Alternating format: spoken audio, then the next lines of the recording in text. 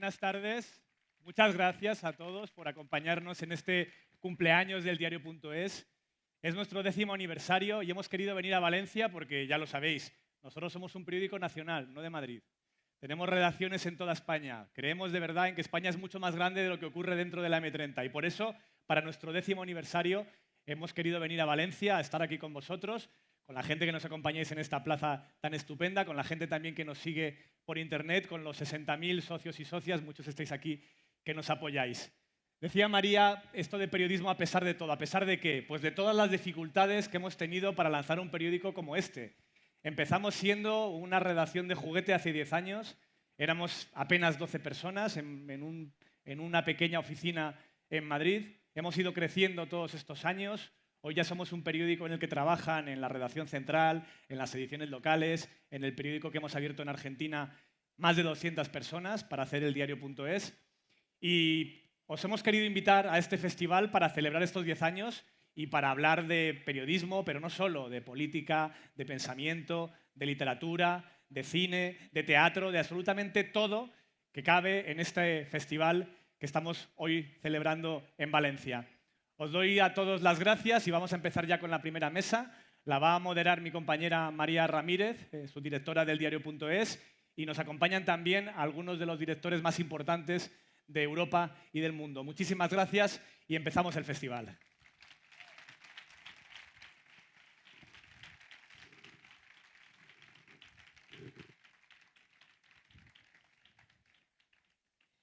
Buenas tardes a todos. Muchas gracias por acompañarnos en esta celebración tan especial que estamos tan contentos de compartir con todos vosotros en Valencia. Y como decía nuestro director Ignacio, con directores y directoras de medios que han pasado en parte por algunas de nuestras aventuras y que, bueno, que tenemos la suerte de tener hoy con nosotros. Vamos a estar con Catherine Viner, que es la directora de The Guardian del Reino Unido, que, como sabéis, los lectores del diario, es uno de nuestros socios y con quien hacemos gran parte de la información internacional. Estaremos y tenemos mucha suerte de contar con él, con Maurizio Molinari, que es director de La República, y digo mucha suerte porque este domingo hay elecciones en Italia, unas elecciones muy importantes, por cierto, también para España, y bueno, nos va a dedicar su tiempo. Y aquí con nosotros en Valencia está María O'Donnell, que es directora y locutora de la radio argentina Urbana Play y una de las personas que más sabe sobre cómo hacer periodismo independiente en un país complicado. Y bueno, vamos a empezar nuestra conversación. 2012, el año de fundación del diario.es, fue el año de las Olimpiadas en Londres, fue el año en que se reeligió a Barack Obama, fue el año de una gran crisis económica para España, de un rescate financiero de los bancos. También hubo noticias buenas, como que el Curiosity, aquel robot de la NASA, llegó a Marte, pero también fue un año complicado para la prensa, ese año en el que nació el diario.es. Un año de despidos, de pérdidas y también un poco de desorientación de qué teníamos que hacer los periodistas en esta nueva era de Internet. Por eso mi primera pregunta para los directores, porque yo creo que ahora estamos mejor, es ¿qué ha cambiado en estos 10 años? Y bueno, pues quería empezar por María, que nos acompaña. ¿Cómo ha cambiado el periodismo en estos 10 años y bueno, también para tu trabajo personal? Bueno, muchas gracias por la invitación, antes que nada. Y me gusta mucho el título del panel, que es Periodismo a pesar de todo, porque creo que han sido años, obviamente el cambio tecnológico es un cambio que lleva a una velocidad muy grande, que influye sobre nuestro trabajo enormemente. Pero son también años que me parece que, a pesar de todo, tiene que ver también con que, o por lo menos desde Argentina se sintió mucho, nos han metido a los periodistas o hemos entrado nosotros también en el barro, ¿no? Esa cosa de la cercanía que hay hoy en día con las redes sociales, la velocidad a la que fluye la información y todo lo demás, ha hecho que cambie mucho y que muchos de los, por la polarización, por cómo circula la información, que haya mucha tentación de la demagogia, de buscar mucho más hinchadas que audiencias periodísticas. Entonces me parece que el a pesar de todo es que este tipo de emprendimientos periodísticos más clásicos de alguna manera, que apuestan fundamentalmente al buen trabajo periodístico, bueno, se tienen que defender en una jungla más compleja. Y creo que hemos perdido también la parte buena, como cierta inocencia, ¿no? De aquello que nuestros padres, nuestros abuelos, que lo que venía en el diario era la verdad. Bueno, de repente esa discusión más pública respecto de los intereses que hay detrás de los diarios, cómo se mueven las cosas, los medios de comunicación, ha hecho también que se pierda un poco esa ingenuidad o esa predisposición tan abierta que había a creer aquello que los medios te decían, ¿no? Ignacio, ¿cómo ha cambiado el periodismo? Ya sé que para ti ha cambiado mucho la vida en estos 10 años, pero ¿cómo ha cambiado el periodismo? Yo creo que la principal novedad en estos 10 años, donde ya hemos superado del todo la transformación en la prensa escrita del papel a Internet, es la implicación de los lectores. Es que los periódicos hemos vuelto a depender de nuestros lectores, económicamente me refiero, más que nunca. Casi todos los periódicos importantes del mundo han empezado a cobrar a sus lectores por lo que antes regalaban en Internet, de una manera, con un modelo, con otro. Pero esa dependencia de los lectores está afectando mucho a la manera de hacer información. Porque pensad, y esto en el diario.es lo sabemos bien y en The Guardian también lo saben bien, es completamente distinto lo que tienes que hacer si lo que buscas es un lector que haga clic y que simplemente lea, y si lo que buscas es otra cosa, que es que un lector, después de leer una noticia, diga, merece la pena pagar por este periódico, que es el modelo en el que funciona el diario.es y en el que funcionan cada vez más periódicos escritos en todo el mundo que están buscando el apoyo de sus lectores, el apoyo económico, para poder sobrevivir o para poder crecer. Yo creo que el gran cambio, el que de verdad nos ha cambiado, es la implicación de los lectores en la financiación de los medios de manera muy directa y en cómo eso afecta a cómo hacemos información. Y vamos a escuchar también a nuestros colegas europeos, a Catherine del Guardian. No sé si nos oye, me gustaría también hacer la misma pregunta. ¿Cómo ha cambiado el periodismo en estos últimos 10 años? Thanks very much. And just to say, I really wish I was there with you. I'm a huge fan of Il Diario.es, as Ignacio knows, and I really wish I was there. So hello to everybody.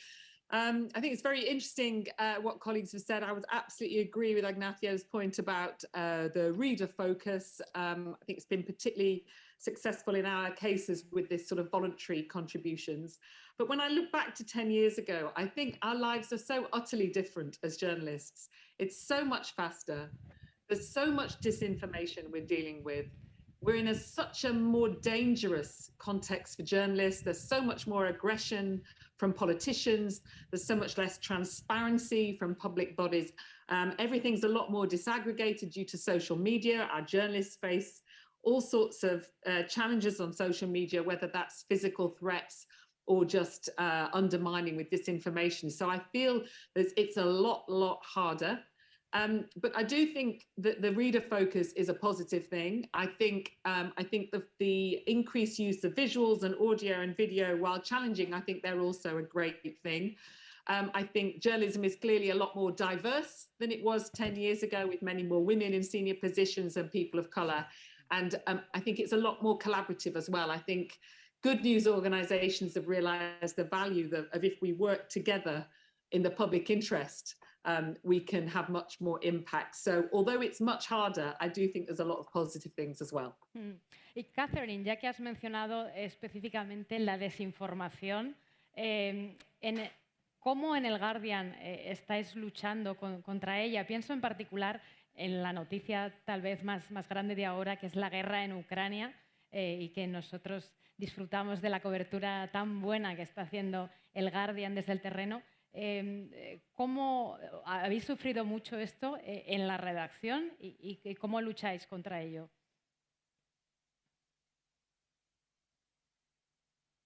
It's very challenging, and I think all sides in all areas have learned the value of discrediting journalists and putting out false information. So all we can do, I think, is put people on the ground, put expert reporters who can tell right from wrong, and can sort of say what we know and what we don't know.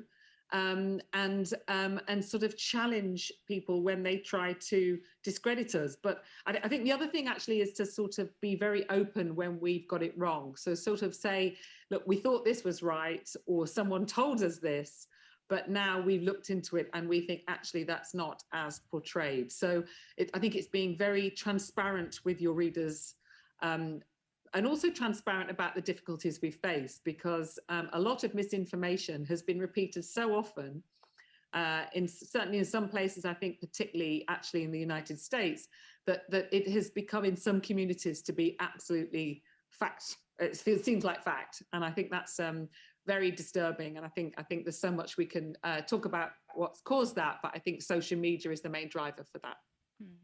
Sin duda. Y bueno, ahora le vamos a hacer la misma pregunta de cómo ha cambiado el periodismo en 10 años a Maurizio Molinari, directore, que nos está atendiendo justo unos días antes de unas elecciones, en el pleno fragor de la batalla. Absolutely, you're very much right. So thank you so much for this invitation. I really enjoyed being with you today. And congratulations to eldiario.es, to Ignacio, and to you, Maria, and to all your readers and journalists for this great achievement, your first 10 years. I believe that when a paper that is betting its life and its success on digital goes above 10 years' time, it's a great success for all of us that we do believe in digital information. But let me answer to your question. 10 years ago in 2012, I was in the White House Press Corps. I was covering President Obama in his re-election campaign. And I remember very well one public event in Columbus, Ohio, when he, in front of a crowd, started speaking about inequalities. It was the first time that I heard this new term, inequalities. I didn't really get it well at the beginning. I was quite surprised, but I saw that the answer of the crowd was big. And since then, we have to admit that President Obama was right. Inequalities was a crucial time in that period of the US politics, and since then became part of the life of us all, both in the US, both in Europe and elsewhere. Why I say that? Because the lack of answer to inequalities allow populism to grow up. This is the dynamic. We saw 10 years ago the starting of this dynamic that before Catherine Weiner was explaining so well. This is true. We live in a much more difficult environment today, more aggressivity, more violence, more fear. And this is because both sovereignism and populism are growing in our countries. And I deeply believe that the reason is because inequalities didn't find yet the right answer. People feel discomfort, people are upset, they feel not protected. And this is why these protest movements, that they're so aggressive, so dangerous for our democracies, are growing all around. So what may be the right answer? What is the lesson from journalists that in these 10 years? Of course, it's digital. And here, I fully agree with what Ignacio said. It's very much right. It's digital information means responsibility. Responsibility from a journalist point of view, it means that every single piece of information on digital has to have very high quality. So this is on us. This is our responsibility with the readers. But then there is a responsibility in the reader's hand. And this responsibility is to pay. For the simple reason that when information and news are free, it may easily become fake news. When an information is paid, it is not going to be the same. For the simple reason that when you pay, you are sure that who is getting the money will invest the money in quality information. This is the dynamic that may defeat fake news.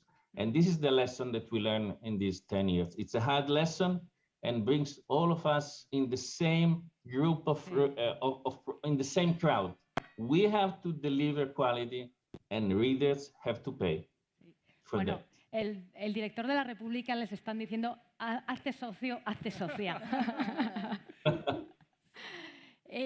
Sí, es que estoy muy de acuerdo con lo que ha dicho Mauricio, mi colega, director de La República, porque esto lo repetíamos mucho en la redacción del diario. Si tú no pagas por la información, no eres el cliente, eres la mercancía.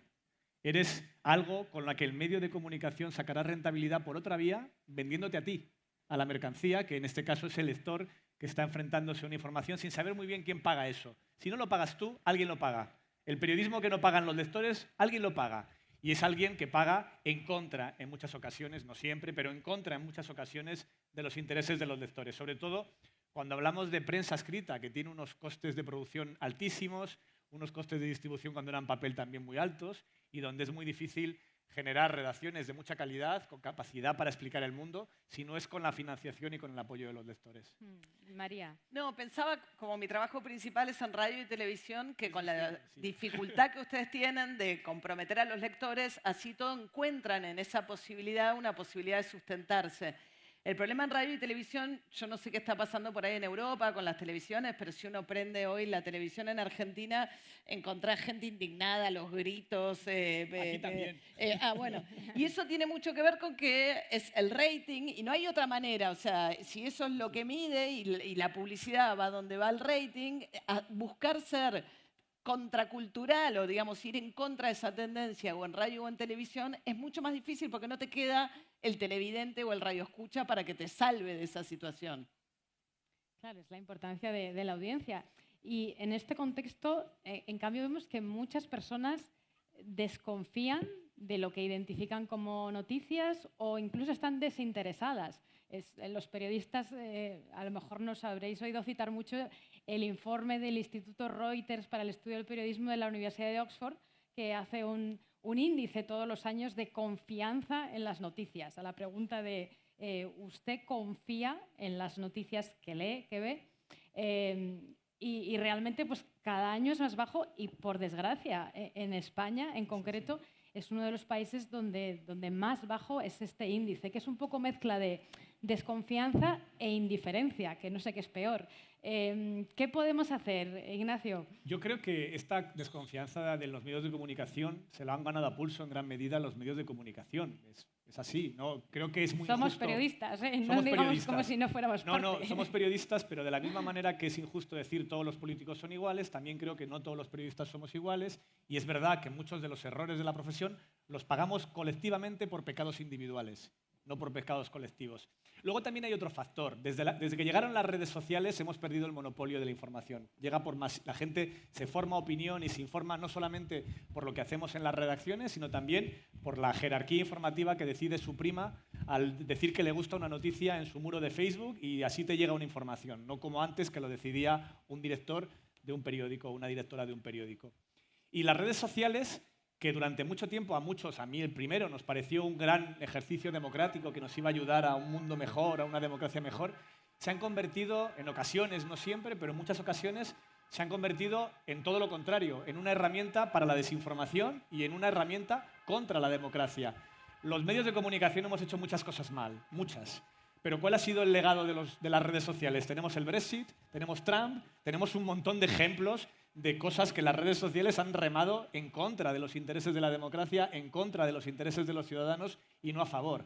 Y yo creo que en el fondo estamos en una transición en la que la gente empezará a entender qué es exactamente una red social y si se puede fiar o no de un WhatsApp que le ha mandado su prima y donde dice una mentira. Y cómo comprobar la información. En cierto sentido, los lectores de ahora somos como esa generación que empezó a fumar sin saber que producía cáncer, sin saber los efectos perjudiciales que podía tener el efecto de las redes sociales en su salud informativa. Y adoro María, el optimismo de Ignacio. Siempre. Siempre mirando hacia lo mejor. No, y me parece que también han aparecido estos líderes. Hablábamos del nacimiento del diario Es y estábamos hablando de Obama, ¿no? Y luego llega Trump y aparecen estos líderes que en la Argentina hubo también en su momento cuando surge el kirchnerismo, que empiezan a discutir con la prensa, empiezan incluso a discutir reglas que nosotros creíamos que estaban ahí para siempre en términos de la relación, empiezan a buscar otras maneras de vincularse con la opinión pública y sobre todo hacen de su pelea con determinados medios un factor de crear un enemigo que les funciona. Y también ahí, un poco enganchado con las vulnerabilidades, y también ponen en evidencia que quizás esos medios o grandes corporaciones no siempre han sido ni objetivos, ni buscaban solamente la verdad. Entonces son líderes que ponen en juego la credibilidad utilizando otras herramientas, obviamente que con la intención de que nadie los controle, de que nadie les pregunte, de que nadie los vigile. Pero me parece que la elección de ciertos medios les funciona muy bien electoralmente también. Sin duda. Bueno, es un fenómeno global que también le quería preguntar a Catherine. Es verdad que Reino Unido es un caso un poco especial porque ahí está la BBC que sigue manteniendo una confianza muy alta relativamente comparado con otros medios públicos europeos, pero vamos, sobre todo diría que el problema de la indiferencia de parte de la audiencia existe. Entonces, ¿qué hacer con ello? Y además el Guardian es un periódico global, por supuesto que se dirige a una audiencia por todo el mundo. So yes, the BBC, I mean, I do believe the BBC is a very, very helpful thing in British society. You know, it's something like 95% of the population, something like that, has an interaction with the BBC at some point in an average day. So at some of the BBC channels. And so what that does mean, right or wrong, it means that everyone has some kind of shared view of what's happened.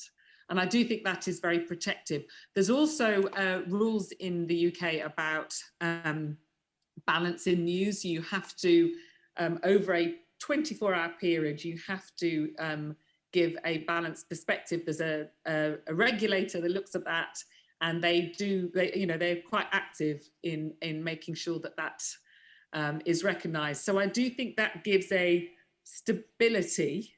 You know, some people might argue that it's too narrow a viewpoint, and it's true that at any point, any day, someone on the right is furious with the BBC and someone on the left is furious with the BBC, and it's a really tough place. But I do think it brings, when I look at the US, for example, and I see a country that has it seems to be two different societies with two different media sources and two different sets of facts, and I don't think that could happen to quite the same extent in the UK. I hope that answers your question, Maria. Sí, pero bueno, quería también saber que aunque la BBC, digamos, es este ejemplo que de todavía confianza, no es el caso un poco en la sociedad general de todos los medios. O sea, sí que también en Reino Unido y teniendo una audiencia global, pues seguro que el Guardian sufre este problema, ¿no?, de cierto desinterés o desconfianza de la audiencia. Entonces, ¿qué está haciendo el Guardian para tener eso en cuenta? Yeah, I mean, I have to say, you know, lack of interest in, you know, engagement with our journalism is not a big problem. I mean, we have a really massive audience. It's growing all the time. And I find that sort of engagement is incredibly deep. So I wouldn't say that's a problem we face in the same way. I mean, I think, you know, it helps that our site is free.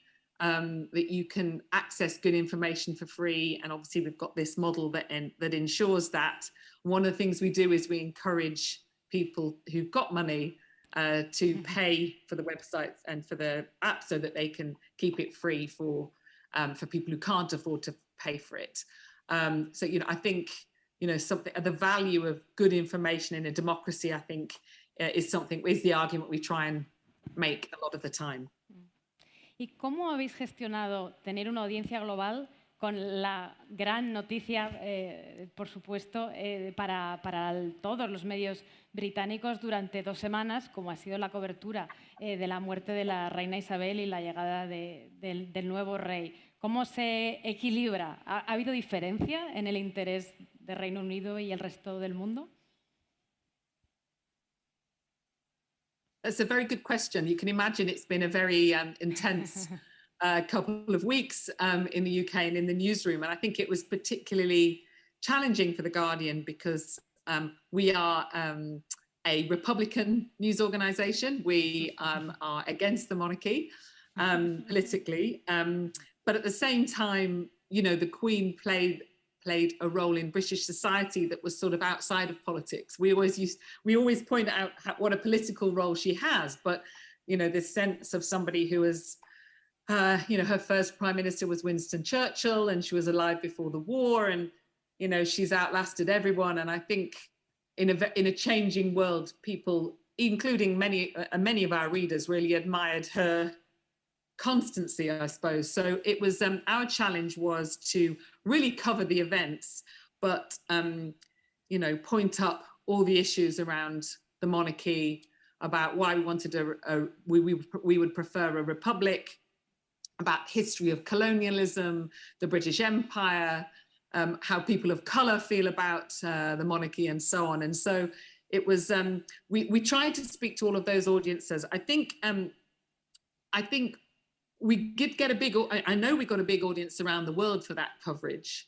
I worry my guess is that they probably came in for some of the edge rather than for the live updates of the marching soldiers and the bands, But one thing we did have on the site is that, we had we had a big space at the top for information about the Queen.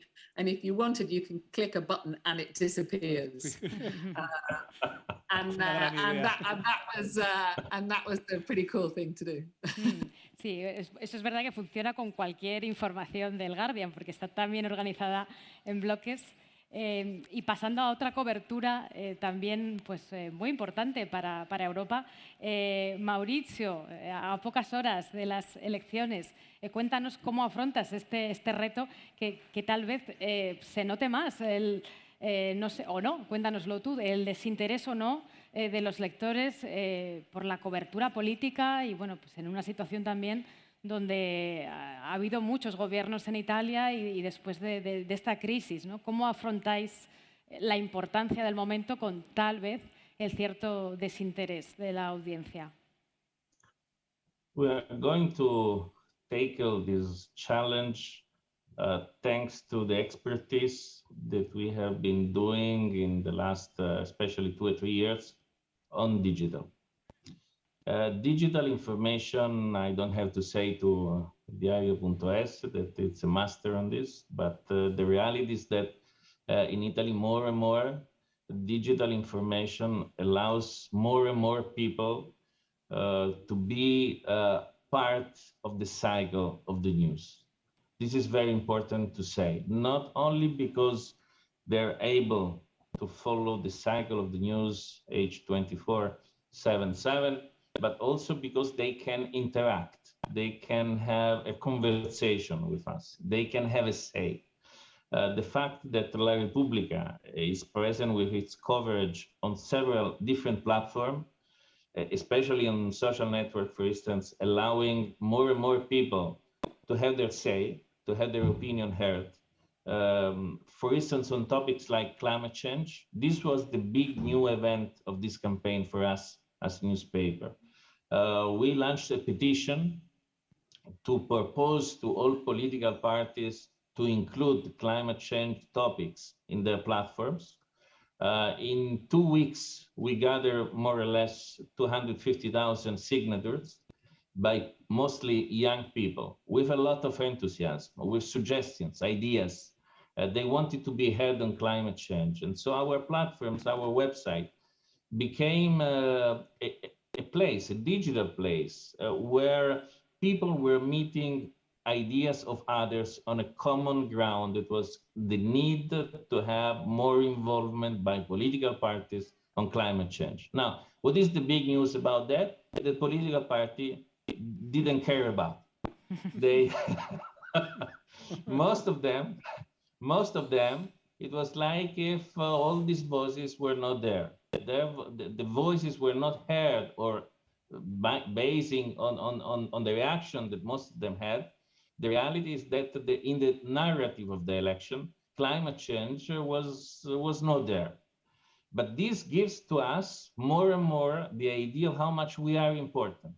Because if political parties are not able to the challenge, they are not able to listen, we have to be there for our readers and at the end of the story for our citizens.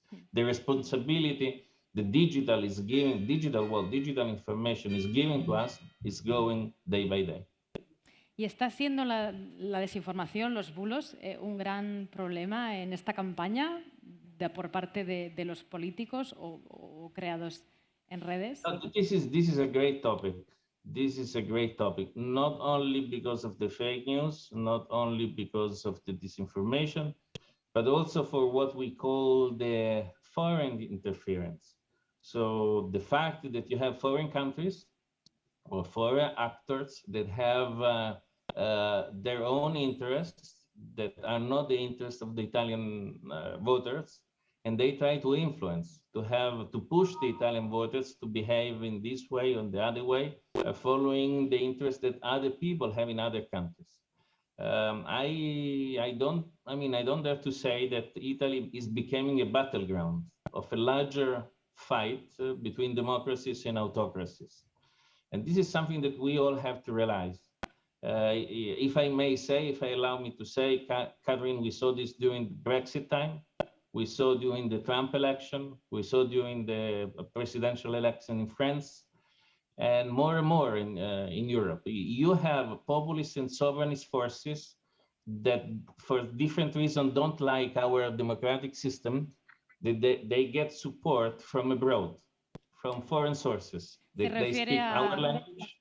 ¿Se refiere a Rusia? El informe que hemos visto del Departamento de Estado, donde había financiación para partidos, sobre todo de extrema derecha, en algunos países europeos. Es verdad que muchos pensaron en Italia. Absolutely, yes. Absolutely, yes. And we have to realize that it's something that is really happening. We have to be cautious. We have to go by the news. We don't need to exaggerate anything, but the reality is that this is happening. It's among us.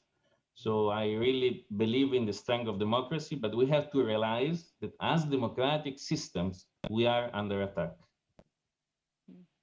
Bueno, María, tal vez casi igual de complicada la política en Argentina nos parece que la italiana. Y bueno, de hecho, pues ustedes tienen hasta un nombre, la grieta, ¿no? En cómo es en informar en un contexto pues donde hay fuerzas enfrentadas, donde también tal vez haya intereses que no son nacionales.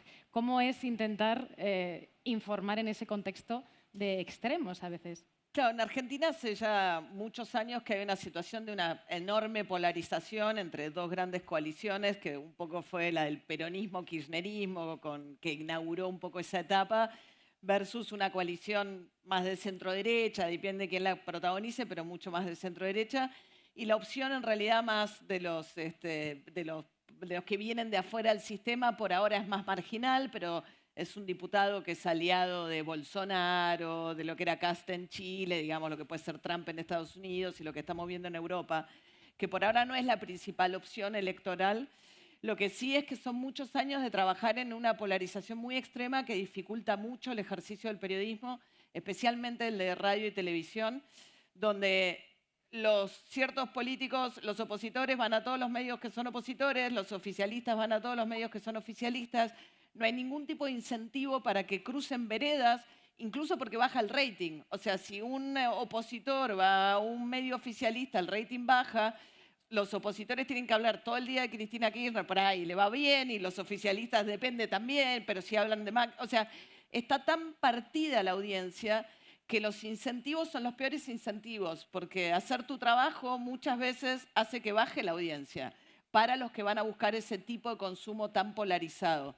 Entonces lo que estamos viendo es que un poco los medios son reflejo de eso también, y a los que tratamos como de practicar un periodismo de siempre nos han bautizado irónicamente y no con mucho cariño Corea del Centro, que es la idea de que, pero irónicamente diciendo, si vos tenés Corea del Norte, que son comunistas y matan gente, y abajo está la democracia, en realidad el medio no existe, sos cómplice del norte. Y lo que nosotros tratamos de decir, de hecho tuve un programa de televisión que se llamaba Corea del Centro, tratando de jugar con esa idea y volverla positivo, que así como habíamos sido críticos del kirchnerismo, lo seguimos siendo cuando ganó Macri con la centroderecha. Entonces es como un no lugar en el mundo del periodismo, el que se vive tratando de escapar de la polarización, con el desafío de un trabajo con la audiencia que es más dificultoso, porque es menos predecible, no siempre escuchan lo que quieren escuchar, nadie tiene mucho incentivo para darte una nota, porque siempre hay un lugar mejor que los va a tratar mejor. Entonces es una jungla complicada. Claro, puede que no tanto, pero esto también pasa en España, ¿no? Sí. ¿Y cómo se hace para no dejarse arrastrar pues por esto que cuenta María, que a veces vivimos en España, y también de alguna manera resistir a los mensajes que a veces se transmiten a los lectores de que los periodistas no están de su lado, que es algo que, bueno, pues tal vez interese a algunos políticos? ¿Cómo hacemos, ¿no? En ese mundo sobre el que tenemos que informar, del que somos en parte reflejo, pero que no somos exactamente parte, ¿no? Sí, esto que comenta María sobre la polarización y los efectos que produce en la información no sucede a la misma escala en España, afortunadamente, ojalá no llegue a suceder nunca, pero en parte también a veces ocurre, ¿no? Siempre pongo el mismo ejemplo para hablar de este tema, ¿no? Cuando el diario.es descubre que Cristina Cifuentes tiene un título universitario, un máster regalado, el diario.es tiene 10.000 socios nuevos, más o menos. En muy poco tiempo, muchísimos lectores deciden apoyarnos y apoyar económicamente al diario. Y cuando 3 meses más tarde el diario.es descubre que una ministra socialista de Sanidad, Carmen Montón, tiene un título prácticamente igual de regalado de la misma universidad, ese día tuvimos 25 bajas.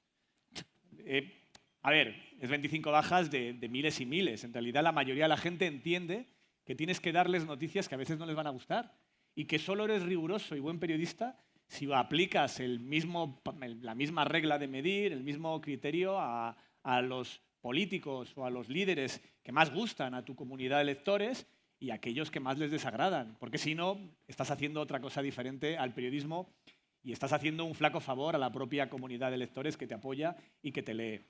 ¿Cómo se explica esto? ¿Cómo se combate esto? Pues yo creo que hay una parte muy importante de que los periodistas, al menos yo intento hacerlo, tenemos que explicarnos ante nuestros lectores, ante las comunidades que nos apoyan y contarles cómo funciona, ¿no?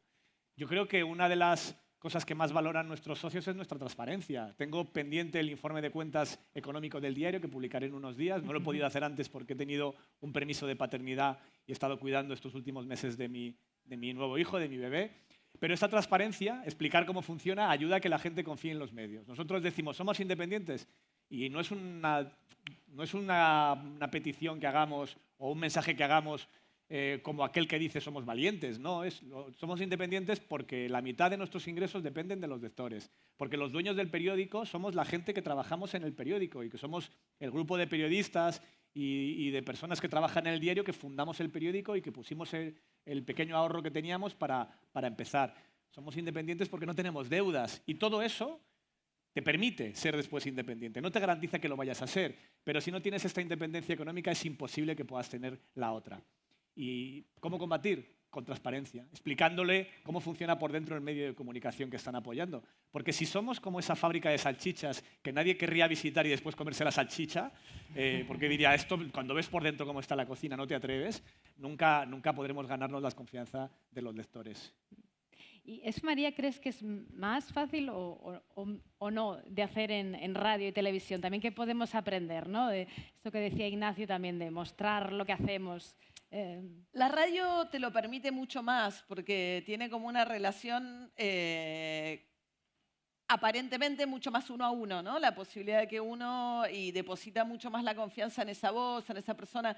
Creo que ese proceso, la radio, por eso me parece que es un lugar donde todavía se puede ejercer el periodismo y encontrar estos lugares donde se puede hacer sin necesidad de andar calificando y a los gritos y entrevistando siempre a los mismos y sabiendo lo que te van a contestar. Entonces la radio me parece que lo tiene, la tele es mucho más complejo, me parece, uno ve, por lo menos en Argentina, los noticieros cada vez más volcados al espectáculo. Yo a veces miro conductores y creo que son más actores que periodistas, o sea, toda esa cosa de la música, la forma en que se editan los informes, el tiempo que le dedican a las noticias policiales y de espectáculos. Me parece que hay un esfuerzo grande por como disfrazar la noticia, incluso en el noticiero, ¿no? Y aquello que, de nuevo, en Argentina se usa el minuto a minuto en el noticiero y te puedo asegurar que te das cuenta en cámara, o sea, como el minuto, y por ahí nada, una noticia que no tiene ninguna significancia puede estar 15 minutos en un noticiero central simplemente porque está midiendo. Entonces, el minuto a minuto, entiendo que otros países lo prohíben y me parece que es clave para entender qué pasa en los noticieros en determinados países y en otros, ¿no? Y les quería preguntar, haciendo un ejercicio un poco de mirar hacia adelante ahora, ¿no? También dónde queremos estar y con un poco de optimismo, si puede ser. ¿Dónde te gustaría que estuviera tu programa dentro de 10 años o otra cosa que estuvieras haciendo? No, pero yo coincido un poco con Catherine también. Yo soy bastante optimista de muchas cosas que esto da. A mí me gusta el periodista que tiene que rendir cuentas, me gusta más el que está a mano. No me molesta. Hay una parte de estar en el barro que me parece que nos exige más transparencia, que nos pide más, que no es un lugar como de cierto privilegio, sino que todo eso me parece que nos hace bien y mejores en un terreno todavía un poco muy hostil para eso, y la cosa de la colaboración, la posibilidad y cuánto más barato es para nosotros poder hacer coberturas que antes no podíamos hacer. Entonces creo que hay un efecto democratizador y más colectivo que a la larga puede ser bueno, o sea, que tenemos herramientas que nos permiten apostar mucho a un periodismo mejor. Sí lo creo.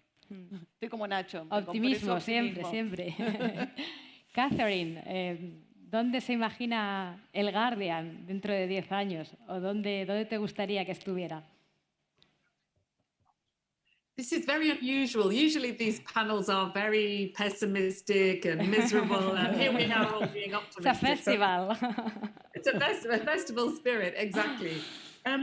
For The Guardian, I mean, I can't deny I do feel very hopeful. I think we're in such a good position now, funded more than half by our readers, and much more than half of our revenue is digital. So it would be to keep expanding globally. We've got very big global footprint in the English-speaking world in particular, but also in Europe. It's doubling down on the stuff that I think makes us really meaningful. So that's investigative journalism. In particular, we've just doubled the size of our investigative team, which is very exciting. More diverse, more live, just deeper in people's lives, and just keeping responding to, we didn't know 10 years ago what it was going to look like today. So making sure that we can always move quickly when things change, and that we can adapt, keeping the soul of who we are, the values, but I think, the platforms and so on, it all depends on how things change. And so as long as we keep the integrity of who we are at heart, then we can be very fast moving in other ways. La integridad de lo que somos, de quiénes somos, eso seguro que también lo compartimos en el diario.es. Mauricio, aunque estará pensando tal vez más en el domingo, pero ¿cómo será la República? ¿Cómo te gustaría que fuera en 10 años? Well, I share with you the optimism about digital information for 3 different reasons. The first one is that if we pay attention to the digital market today, I think that we may say that the goods that are more exchanged all around the world are news and piece of news and information. So people need news. Data are based on news. And so the reliable sources of news, I believe that they have a fate of success in their horizon. This is the first fact, general, macro, that has to do with what all we do. Then I'm optimistic about the evolution of the newsroom, the integration between all the way to do good journalism, investigation, check the sources, go around and the 5 Ws and so on with new technologies. The idea that actually we are testing, but more and more we are evolving on that to crisscross, drones, satellite, and good reporters to do investigation on the war crimes in Ukraine or floods in Marche region in Italy. It shows the way to go, because this is going to create more jobs, more quality jobs, because the newsroom are going to be more sophisticated. We are going to need more profession, more different approach on how to use the new technicalities in getting news. And so the reality, this means that our profession, our newspapers are going to become digital labs for more and more people, not only those that are using our products, our news contents, but also for those that have the desire to be part of the news chain of creation intellectual contents. And then finally, because I see that the digital world, the digital consumption of content is a huge engine of knowledge. Yes, we are under attack by foreign agents. Yes, we are under attack by fake news. But the reality, this is just the beginning of a new season. We need news, and we need rules. We need new regulation. We have to protect digital rights. But this is because we are just beginning. Once the digital rights will be protected in all our European countries the same way, based on the rules on the rules that we all share, I believe that we will protect people more and more. And so also on this side of the story that is more political, but will have a lot of influence on how people will behave, I'm deeply and strongly optimistic. Y bueno, no tenemos una bola de cristal los periodistas, pero bueno, nos interesa mucho qué va a pasar el domingo en Italia. Y bueno, aquí a Giorgia Meloni también la conocemos, sobre todo gracias a ese meeting en el que participó durante las elecciones andaluzas, durante el cierre de las elecciones andaluzas, del que creo que ahora se arrepiente un poco, ¿no? por la intensidad con la que habló y las cosas que dijo. Pero bueno, sí, hasta donde se pueda saber o hasta donde quiera llegar, directore, ¿qué va a pasar el domingo? ¿Quién va a ganar? Well, 2 days ago, she gave a very strong speech saying that she hopes that her very large expected victory in Italy will pave the way to Vox party in Spain to gain the power in Madrid as well.